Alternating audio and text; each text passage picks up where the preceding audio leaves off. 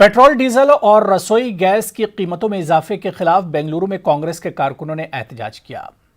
पिलकेशी नगर assembly हलके में मकामी एमएलए अखंड श्रीनिवास मूर्ति की सदारत में हुए इस एहतजाज में बढ़ती हुई कीमतों के खिलाफ गम गुस्से का इजहार किया गया।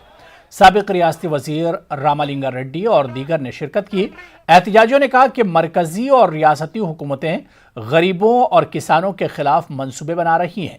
महंगाई आसमान छू रही है, इसके बावजूद हुकूमतें खामोश बैठी हुई हैं। पेट्रोल डीजल का बारे में हम प्रोटेस्ट, गैस का बारे में प्रोटेस्ट कर रहा है। कम करना, हमारा देश में बहुत गरीब है, उस तरफ से हम सबको, हमारा देश पे पूरा नागरिकों को कम करना करके प्रोटेस्ट कर रहे हैं। इधर पेट्रोल का रेट है 90 पर 4 रुपए आज का रेट है। आज का रेट 90 पर 4 रुपए है।